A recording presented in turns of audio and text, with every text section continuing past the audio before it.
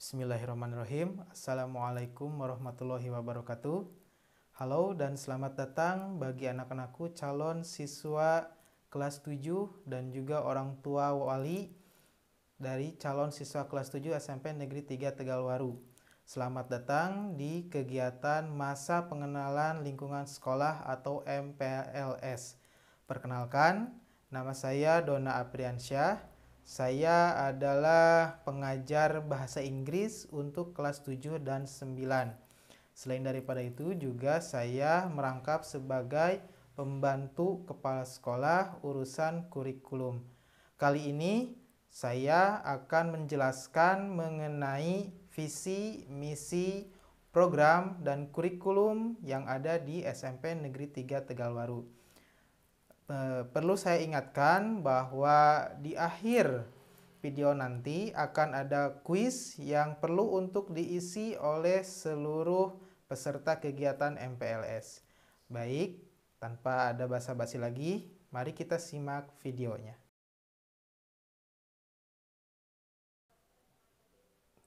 Baik, ini dia materi yang akan kita bahas pada pertemuan MPLS kali ini, yaitu mengenai visi, misi, program, dan kurikulum SMP Negeri 3 Tegalwaru.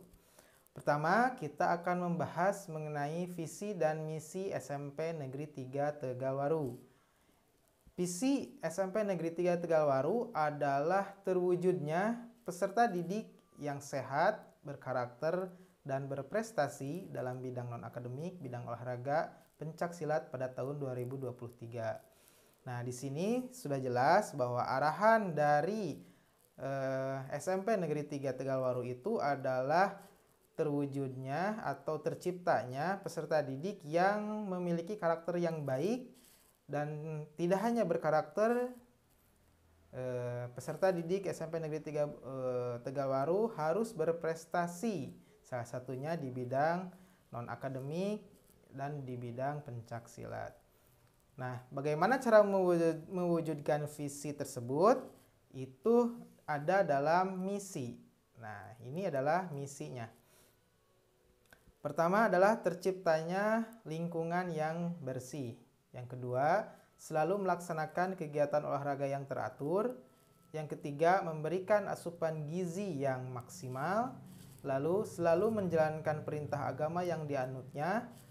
Lalu menghasilkan peserta didik yang terampil dalam bidang non-akademik, dan yang terakhir menghasilkan peserta didik yang bermutu dan relevan dengan harapan dan kebutuhan masyarakat di era industri 4.0.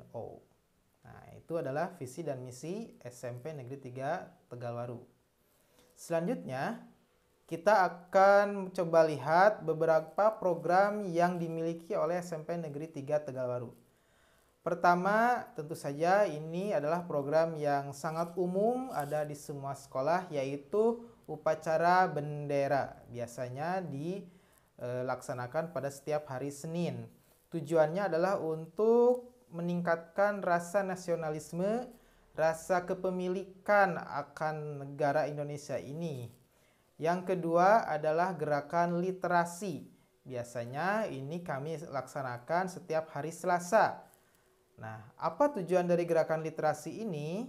Gerakan literasi ini bertujuan untuk meningkatkan daya nalar atau daya tangkap atau daya berpikir kritis dari siswa SMP Negeri 3 Tegalwaru melalui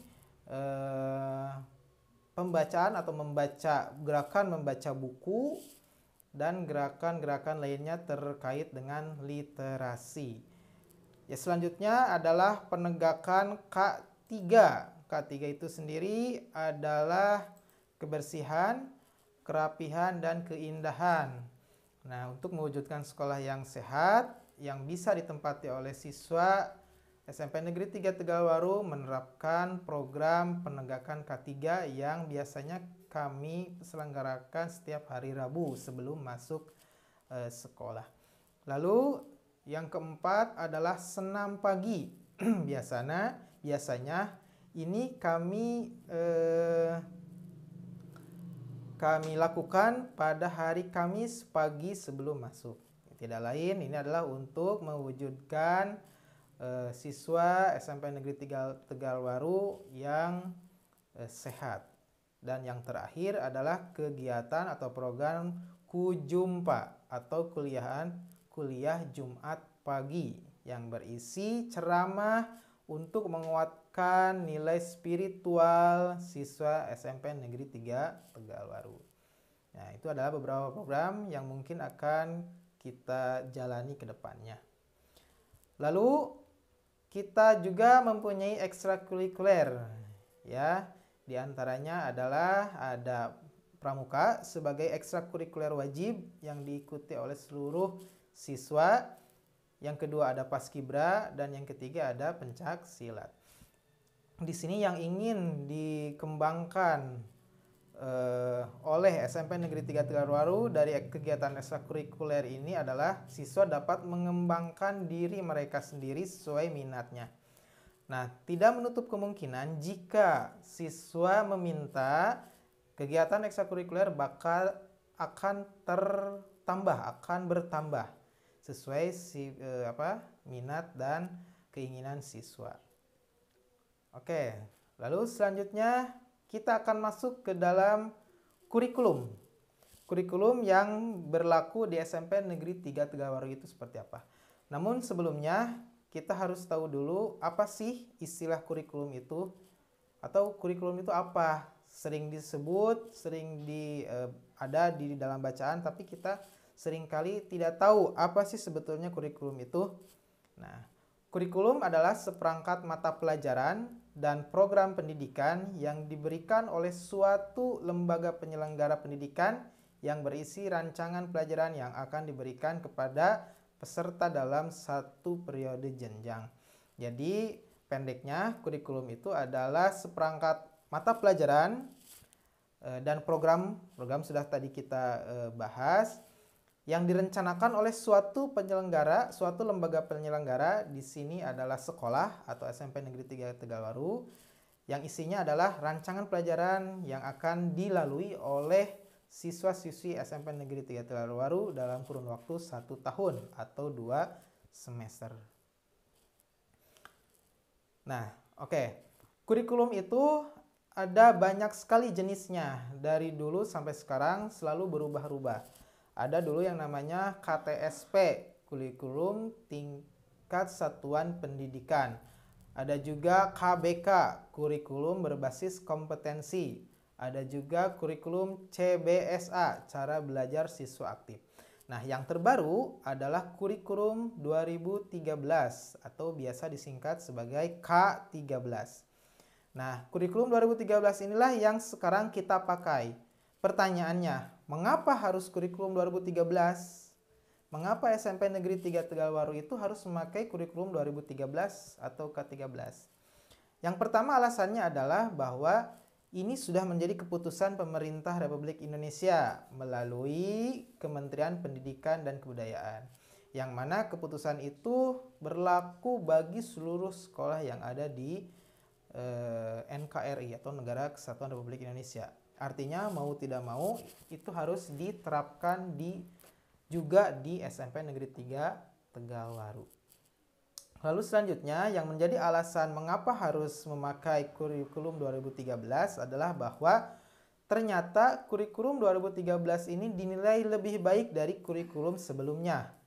Alasannya, pertama, K13 atau kurikulum 2013 ternyata memberi perhatian lebih menyeluruh kepada diri seorang siswa atau peserta didik. Yang kedua, bahwa K13 itu melatih kemampuan berpikir peserta didik. Yang ketiga, kurikulum 2013 ternyata mengasah kemampuan merasa peserta didik sehingga membentuk sikap-sikap hidup yang baik. Lalu K13 juga melatih keterampilan hidup peserta didik. Selanjutnya, kemampuan-kemampuan yang tadi disebutkan itu diukur dan dinilai oleh para guru serta dilaporkan kepada orang tua melalui raport. Baik, selanjutnya dalam kurikulum salah satu intinya adalah mata pelajaran. Jika tidak ada mata pelajaran berarti tidak ada kurikulum, karena tadi menurut pengertiannya bahwa kurikulum itu serangkaian atau satu perangkat mata pelajaran dan program-program. Nah, yang artinya berarti mata pelajaran itu salah satu hal yang krusial atau salah satu hal yang penting ada dalam kurikulum. Nah, pertanyaannya di kurikulum 2013 yang berlaku di SMP Negeri 3 Tegalwaru, mata pelajaran apa saja sih sebetulnya? Nah, sekarang kita lihat. Ada 10 mata pelajaran wajib, artinya 10 mata pelajaran ini berlaku untuk seluruh sekolah menengah pertama atau SMP. Pertama, ada pendidikan agama dan budi pekerti. Yang kedua, ada pendidikan Pancasila dan kewarganegaraan atau PPKN. Yang ketiga, ada mata pelajaran bahasa Indonesia. Yang keempat, yaitu pelajaran matematika. Yang kelima, pelajaran IPA atau ilmu pengetahuan alam. Yang keenam, ada IPS atau ilmu pengetahuan sosial. Yang ketujuh, ada bahasa Inggris. 8, seni budaya dan keterampilan. 9, pendidikan jasmani, olahraga dan kesehatan. Dan 10, ada pelajaran prakarya. Nah, di sini bisa kalian lihat ada jam pelajaran per minggunya. Untuk pelajaran agama itu dialokasikan dalam kurikulum 2013 itu sebanyak 3 jam pelajaran dalam 1 minggu. Begitu pula dengan PPKN itu 3 jam pelajaran per minggu, bahasa Indonesia 6 jam, matematika 5 jam pelajaran per minggu, IPA 5 jam pelajaran per minggu, IPS dan bahasa Inggris sama, yaitu 4 jam pelajaran per minggu. Kemudian seni budaya itu 3 jam mata pelajaran, 3 jam pelajaran. Pelajaran olahraga itu 3 jam dan prakarya 2 jam per minggu. Nah, 3 jam, 4 jam, 5 jam, 6 jam, 2 jam. Sebetulnya 1 jam pelajaran itu berapa menit? Ya. Nah, 1 jam mata pelajaran, 1 jam pelajaran itu berbeda dengan 1 jam yang asli ya, 1 jam yang biasa kita kenal. Kalau 1 jam itu biasanya 60 menit. Nah, tapi untuk jam pelajaran 1 jam itu adalah 40 menit. Sehingga jika kita lihat misalkan agama itu 3 jam pelajaran, berapa menit per minggu? Kita kalikan saja 3 kali 40 menit, berarti 120 menit per minggu. Atau 2 jam biasa per minggu. Oke. Selain daripada ke-10 mata pelajaran wajib tadi, sekolah juga bisa menambah lagi pelajaran muatan lokal atau mulok sebanyak 2 jam pelajaran per minggu. Mulok ini didasarkan kepada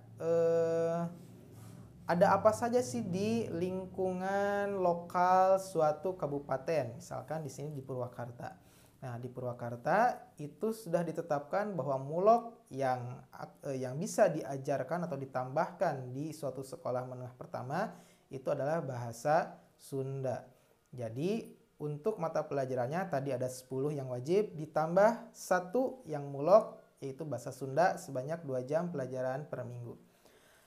Nah, khusus untuk Purwakarta ada kajian khas sebagai pelajaran tambahan, yaitu pelajaran AKPK. AKPK itu singkatan dari agama, keagamaan, dan pendalaman kitab-kitab. Tujuan diadakannya mata pelajaran ini adalah untuk menambah kemampuan spiritual peserta didik sesuai agamanya masing-masing. Berapa jam AKPK ini? Nah, AKPK ini ditambahkan 1 jam pelajaran per minggu.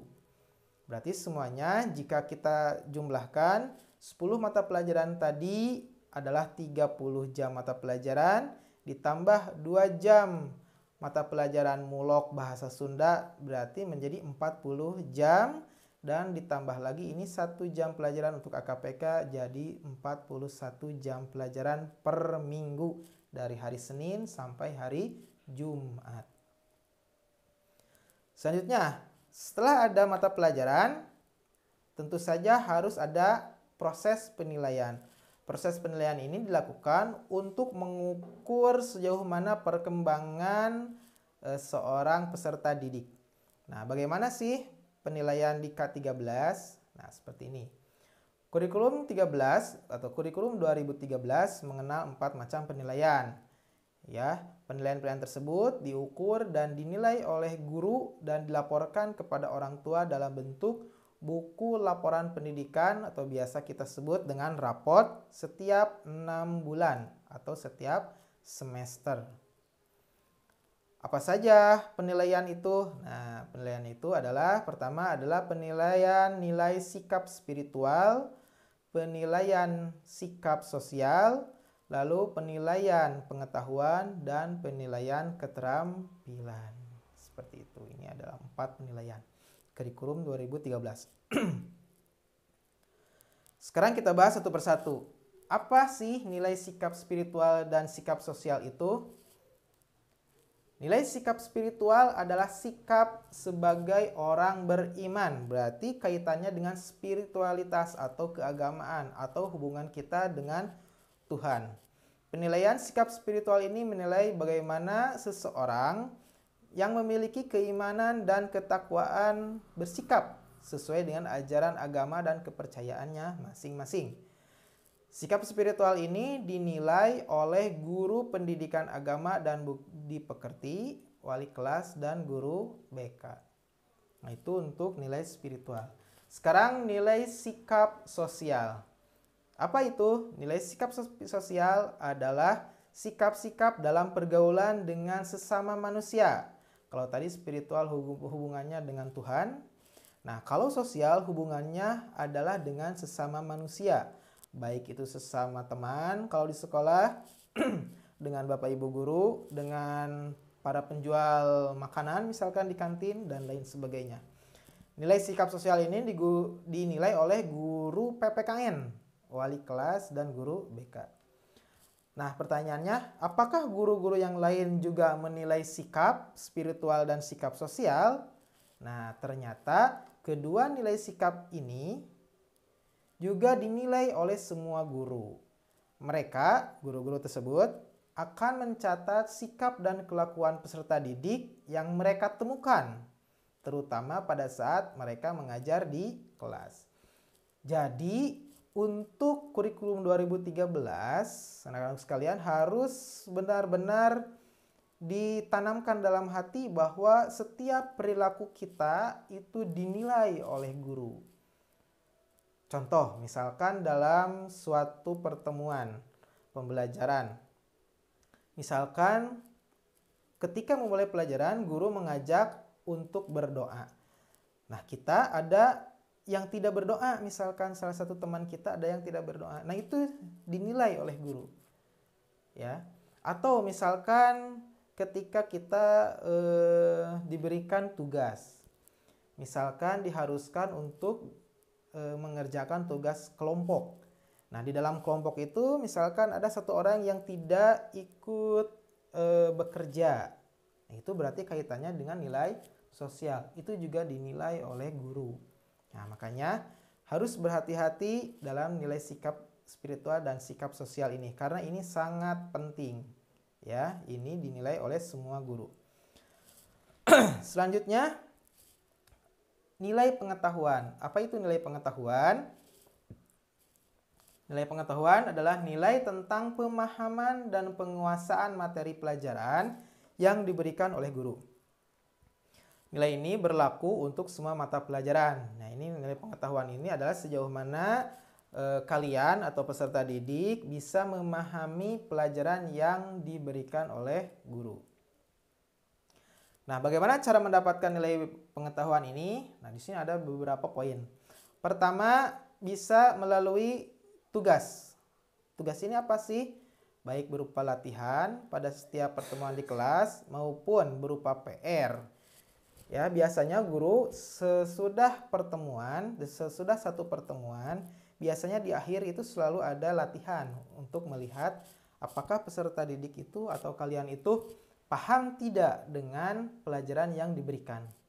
Nah, bentuknya bisa perseorangan atau individu, bisa juga berkelompok. Nah, selain daripada tugas, ada juga yang disebut dengan ulangan harian. Nah, ulangan ya. Ulangan ini biasanya diberikan guru pada akhir suatu materi atau akhir suatu bab. Misalkan bab 1 sudah selesai. Nah, ayo kita ulangan. Itu disebutnya ulangan harian. Nah, ada juga yang disebut dengan penilaian tengah semester. Nah, penilaian tengah semester atau disingkat PTS ini diadakannya setiap pertengahan semester.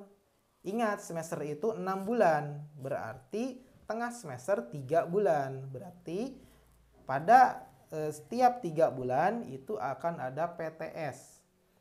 Materi yang diujikan biasanya terdiri dari materi atau bab yang disampaikan guru selama setengah semester. Sejauh mana? Berarti tiap guru bisa berbeda. Misalkan guru A dalam setengah semester itu menyampaikan 2 bab, selesai 2 bab. Nah, bisa jadi kalau guru B mah itu dia hanya selesai 1 bab misalkan karena babnya panjang dalam 3 bulan itu, bisa seperti itu. Itu disebutnya adalah sebagai ulangan harian. Maaf, ulangan penilaian tengah semester. Selanjutnya ada yang disebut dengan penilaian akhir semester. Nah, ini diadakan pada akhir semester 1 atau akhir semester ganjil. Materi yang diujikan biasanya terdiri atas semua bab atau semua materi yang sudah diajarkan pada semester 1. Selama semester 1 itu berapa bab tuh? Harus sudah selesai. Nah, diujikan atau diulangankannya itu pada penilaian akhir semester. Ini diadakan untuk kelas 7, 8, dan 9. Nah, ada juga penilaian akhir tahun. Bedanya apa dengan penilaian akhir semester? Kalau penilaian akhir tahun itu diadakannya pada akhir semester 2 atau semester genap. Materi yang diujikan terdiri dari semua materi yang sudah disampaikan dari semester 1 dan semester 2. Nah, ini mah lebih panjang lagi gitu. Nah, PAT ini atau penilaian akhir tahun ini diadakan untuk kelas 7 dan kelas 8 saja. Bagaimana dengan kelas 9? Nah, kelas 9 ada yang disebut dengan ujian sekolah atau disingkat US. Sama, ini diadakannya pada akhir semester 2 atau akhir semester genap.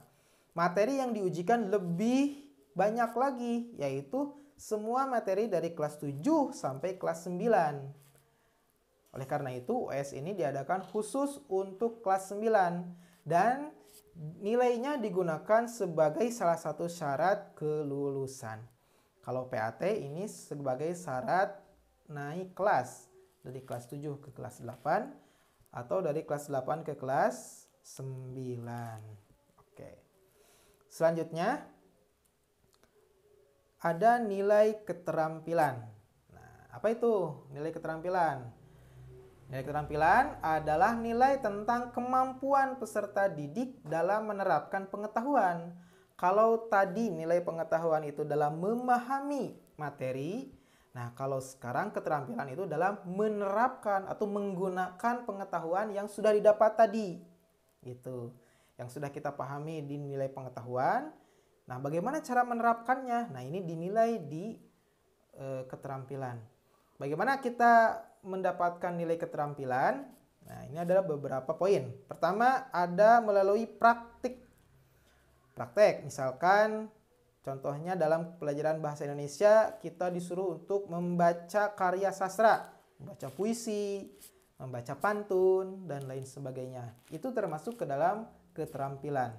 Atau misalkan membaca pidato. Kalau dalam bahasa Inggris itu sebutnya reading aloud. Membacakan dengan lantang pidato yang diberikan oleh guru. Nih pidatonya silahkan dibaca. Itu termasuk ke dalam praktik dan nilainya nilai keterampilan. Atau juga pelajaran IPA. Kita praktek di laboratorium. Misalkan pelajaran IPA membedah kodok misalkan. Nah, itu masuknya ke dalam nilai keterampilan. Atau misalkan pelajaran seni budaya, kita disuruh untuk memainkan alat musik atau bernyanyi misalkan. Nah, itu masuknya ke dalam nilai keterampilan. Atau yang lebih sering menggunakan praktik ini adalah pelajaran olahraga, misalkan praktek renang, praktek lari, praktek sepak bola, dan lain sebagainya. Itu semua masuk ke dalam aspek nilai keterampilan dalam teknik praktek. Ada juga penilaian produk. Contohnya misalkan kita disuruh untuk membuat sesuatu. Misalkan membuat kerajinan. Ya, misalkan di prakarya kita misalkan disuruh untuk membuat tempat sampah. Atau di bahasa Indonesia misalkan kita disuruh untuk membuat puisi dan lain sebagainya. Atau di seni budaya, pelajaran seni budaya, kita disuruh menggambar lukisan, itu masuknya ke dalam penilaian produk dan nanti masuknya ke dalam nilai keterampilan. Lalu ada juga penilaian proyek. Penilaian proyek ini misalkan kita disuruh untuk membuat makanan. Ya, misalnya membuat makanan itu biasanya dalam pelajaran prakarya tuh. Ya, kita disuruh untuk membuat makanan, dimulai dari persiapannya dulu. Perencanaannya seperti apa? Bahan-bahannya kita itu untuk membuat makanan itu apa saja? Biayanya berapa? Terus cara membuatnya bagaimana? Nah, itu yang disebut dengan proyek. Yang terakhir ada portofolio. Nah, kalau portofolio itu menilai yang sudah ada. Jadi tiap siswa itu misalkan sudah disuruh membuat produk, 5 produk dikumpulkan ya, dan dinilai. Itu disebut dengan portofolio. Portofolio itu kumpulan-kumpulan karya yang sudah dibuat oleh siswa. Nah, lalu bagaimana bentuk nilainya? Apakah seperti dulu? Kalau waktu saya dulu nilai itu kan angka digit, 1 digit misalkan 8, yang tertinggi itu 10. Nah, kalau seorang siswa mendapatkan nilai 10 pada waktu zaman saya itu berarti nilai tertinggi. Nah, kalau sekarang bagaimana? Nah, sekarang seperti ini. Nilai-nilai itu berupa angka dan huruf. Nanti akan ada 2 bentuk. Bentuk angka dan bentuk huruf. Selain daripada bentuk angka dan huruf, itu akan dijelaskan. Si angka itu akan dijelaskan. Ya, dijelaskannya dengan deskripsi. Misalkan dalam pelajaran bahasa Indonesia itu ada 10 materi. Nah, deskripsi ini menjelaskan tentang materi apa yang paling dikuasai oleh seorang peserta didik dan paling lemah dia dalam materi itu materi apa. Misalkan dalam 10 materi itu si siswa A misalkan dia paling menguasai materi puisi dan drama misalkan. Nah, itu akan dijelaskan bahwa siswa A sangat menguasai materi tentang puisi. Nah, itu yang disebut dengan deskripsi. Lalu, nah, angka yang dipakai itu apa? Angka dari 0 sampai 100. Kalau dulu waktu zaman saya lah misalkan, seorang siswa mendapatkan nilai 10 itu pasti dia senang karena nilai paling tinggi. Kalau sekarang seorang siswa mendapatkan nilai 10 berarti dia harus menangis. Kenapa? Karena nilai tertinggi untuk kurikulum 2013 itu bukan 10 lagi tapi 100. Otomatis kalau dia mendapatkan nilai 10 berarti dia nilainya sangat rendah. Nah, huruf yang digunakan apa? Ya, ini A, B, C, D. Seperti apa? A, B, C, D itu. Nah, A itu artinya sangat baik. B itu baik, C itu cukup, D itu kurang. Biasanya rentangnya, kalau di SMP Negeri 3 Tegalwaru itu, dari nilai 91 sampai nilai 100, dia adalah predikatnya A. Dari nilai 81 sampai 90 dia B. Ya. Dari 71 sampai 80 dia C, cukup. Di bawah itu semua D atau kurang. Seperti itu. Tapi ini semua bisa berubah jika KKM-nya berubah. Misalkan kalau KKM-nya 60, berarti dia 60 itu dapat C cukup. Tapi kalau dia KKM itu adalah kriteria ketuntasan minimal, nilai paling minimal yang harus dikuasai atau dimiliki oleh siswa. Misalkan dia mata pelajaran A, misalnya mata pelajaran bahasa Inggris lah contohnya, menetapkan KKM-nya itu 75, berarti 75 itu dia sudah mendapatkan C. Begitu, ya. Oke. Khusus nilai sikap spiritual dan sikap sosial hanya diberikan dalam bentuk huruf dan deskripsi saja. Berarti yang ada angka, huruf, dan deskripsi itu untuk nilai pengetahuan dan nilai keterampilan saja. Sementara nilai sikap sosial dan sikap spiritual itu hanya bentuknya huruf dan deskripsi saja. Seperti itu. Selanjutnya, nah, setelah ada penilaian berarti ada konsekuensi dari nilai tersebut atau hasil dari nilai tersebut. Nilai muncul itu finalnya hanya ada dua. Apakah peserta didik itu tuntas atau berhasil, atau peserta didik itu gagal atau mengulang lagi. Nah, bagaimana peserta didik jika dikatakan berhasil? Tentu saja ada syaratnya. Syaratnya apa? 1. Jika nilai sikap spiritual dan sikap sosialnya minimal B. Jadi minimal sikap sosial dan sikap spiritualnya berhuruf B atau baik. Lalu, jika nilai pengetahuan dan keterampilan semua mata pelajaran, tadi ada berapa pelajaran? Kita ada 12 pelajaran kan? Jika semua mata pelajarannya minimal telah mencapai KKM. Tadi sudah saya singgung, KKM itu adalah kriteria ketuntasan minimal. Atau sederhananya, nilai paling minimal yang harus didapatkan seorang siswa. Jadi paling minimal dia harus mendapatkan nilai KKM ini atau berpredikat C. Gitu. Paling sedikit si mata pelajaran itu semua harus C, paling sedikit. Lalu kehadiran selama 1 tahun pelajaran minimal 85% dari hari efektif belajar. Artinya kalau Anda banyak bolos, ya, banyak alfa, siap-siap saja untuk tidak berhasil atau tidak naik kelas. Kalau ini berhasil, bagaimana kalau tidak berhasil? Bagaimana peserta didik dikatakan tidak berhasil?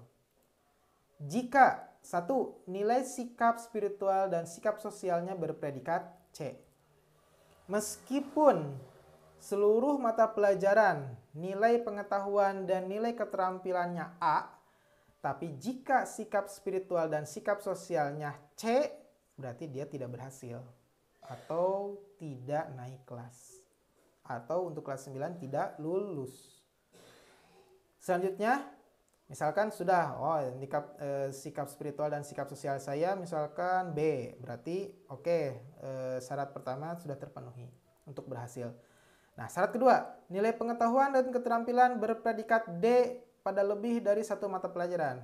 Misalkan ada 3 mata pelajaran berpredikatnya D, otomatis dia tidak bisa naik kelas. Tadi kan sudah disinggung bahwa harus C untuk nilai pengetahuan dan nilai keterampilan. Untuk nilai sikap spiritual dan sikap sosial harus B minimal, tidak boleh C. Lalu kehadiran selama 1 tahun pelajaran kurang dari 85%. Nah, banyak alfa, banyak bolos, sehingga kehadiran kalian kurang dari 85%, siap-siap untuk tidak naik kelas. Dan harus diperhatikan bahwa setiap guru memiliki daftar hadirnya masing-masing. Artinya, kehadiran ini tidak hanya dihitung dari kehadiran kelas saja, tapi dihitung dari kehadiran per mata pelajaran. Contoh, misalkan pada pagi hari kelas mengabsen itu hadir semua. Si A itu hadir. Tapi pada jam mata pelajaran Misalkan mata pelajaran kedua dia bolos sampai akhir, berarti di absen mata pelajaran dia tidak hadir. Nah, hati-hati, jadi jangan sepelekan mata pelajaran. Setiap guru mata pelajaran itu memiliki daftar hadir masing-masing. Kedudukannya sama, tidak boleh dibeda-bedakan sama kalian. Misalkan, saya mah suka pelajaran A, tidak suka pelajaran B. Tidak bisa seperti itu. Karena tadi setiap mata pelajaran ada penilaiannya, ada juga daftar hadirnya. Jika di pelajaran A kalian hadir, tapi di pelajaran B kalian tidak hadir, otomatis guru mata pelajaran B ini menganggap kalian tidak hadir. Dan mungkin saja kalian dianggap bolos. Sehingga nanti konsekuensinya atau akibatnya kalian tidak berhasil dalam jenjang kelas 7 atau kelas 8. Sehingga nanti kalian tidak naik. Selanjutnya, ada yang disebut dengan kurikulum darurat. Kurikulum darurat ini kita berlakukan mulai dari awal masa pandemi COVID-19. Kurikulum darurat ini dibuat karena adanya pandemi COVID-19. Kenapa dibuat? Karena itu tadi, dengan adanya pandemi itu kita tidak bisa bersinggungan kan, tidak bisa bertemu secara langsung. Sehingga ada beberapa aspek yang berubah. Sifatnya apa? Sifatnya sementara sampai keadaan kembali normal. Misalkan sudah tidak ada lagi nih si virus COVID-19 ini, otomatis kurikulum darurat ini dihentikan dan kembali ke kurikulum yang tadi saya jelaskan. Yang kurikulum yang tadi saya jelaskan itu adalah kurikulum yang normal, ya, yang keadaannya tidak ada COVID-19. Nah, karena kita sekarang ada COVID-19, maka yang digunakannya adalah kurikulum darurat ini. Selanjutnya, kurikulum darurat ini akan kita terapkan pada tahun pelajaran ini karena kebijakan Dinas Pendidikan Kabupaten Purwakarta yang masih menerapkan pembelajaran jarak jauh. Kita tahu sendiri bahwa penularan COVID-19 di Purwakarta, khususnya umumnya di Indonesia, sekarang makin naik ternyata ya, makin waktu itu ternyata makin naik. Oleh karena itu, menimbang keadaan yang seperti itu, pemerintah Kabupaten Purwakarta menginstruksikan atau menyuruh bahwa seluruh pembelajaran harus daring lagi atau jarak jauh. Nah, kebijakan ini juga bisa berubah sebetulnya kalau kondisinya tadi, misalkan COVID-19-nya sudah tidak ada lagi di Purwakarta, khususnya umumnya di Indonesia. Nah, kurikulum darurat ini dibuat dengan harapan bisa memutus penularan COVID-19. Ya. Kenapa? Karena salah satu faktor atau penyebab menyebarnya COVID-19 itu adalah bertemunya antara satu orang dan orang lainnya. Itu. Misalkan si A dan si B bertemu. Si A itu sebetulnya sudah terinfeksi COVID-19. Nah, dia bertemu bisa menularkan kepada si B. Pertanyaannya, siapa yang tertular? Itu yang kita tidak tahu. Gitu. Itu yang tidak kita tahu. Nah, oleh karena itu, pemerintah menyiasatinya. Karena tidak ada yang tahu mana yang tertular dan mana yang tidak. Ya sudah. Ya, untuk memutus penyebaran ini, ya kita di rumah saja dulu. Ya, belajarnya di rumah. BDR, belajar dari rumah, atau PJJ, pembelajaran jarak jauh. Nah, perbedaannya apa antara kurikulum darurat dan kurikulum normal?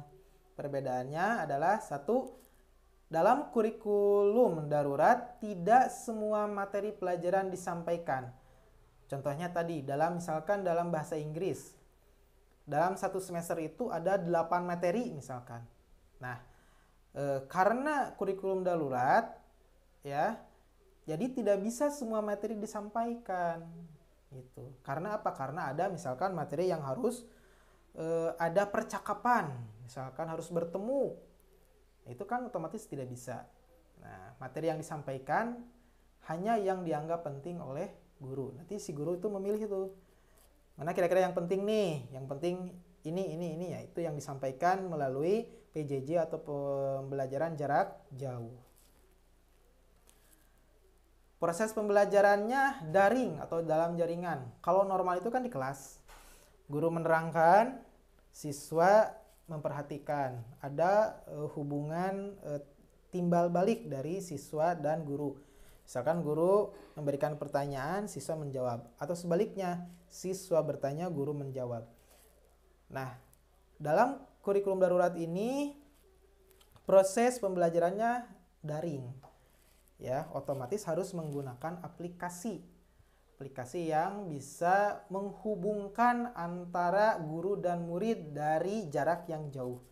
Contohnya misalkan ada WhatsApp group, WA group ya. Kalian kelas 7A, 7B, dan 7C itu sudah dibuatkan grupnya ya. Nah, silahkan kalian pantau terus grup tersebut untuk mendapatkan informasi-informasi yang diberikan dari sekolah. Jangan sampai ada yang keluar. Kedepannya itu nanti si guru akan bisa juga membuat grup mata pelajaran masing-masing. Misalkan grup mata pelajaran bahasa Inggris 7A. Nah, itu dibuatnya oleh guru bahasa Inggris. Atau juga guru bisa menggunakan Google Classroom ya dalam memberikan materinya. Lalu juga guru bisa menggunakan guru dan murid bisa menggunakan Google Form. Biasanya ini digunakan untuk latihan ya, latihan atau ulangan atau penilaian tengah semester atau penilaian akhir semester.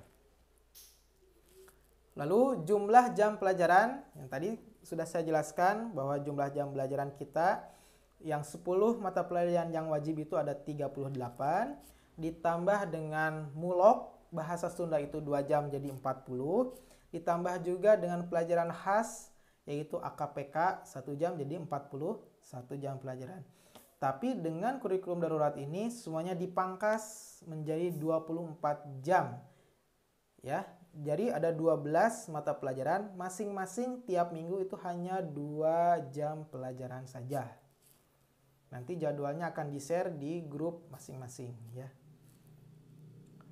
Lalu proses penilaian seperti PAS, PAT atau US dapat diganti dengan portofolio atau kumpulan nilai-nilai harian siswa sesuai kebijakan masing-masing guru mata pelajaran.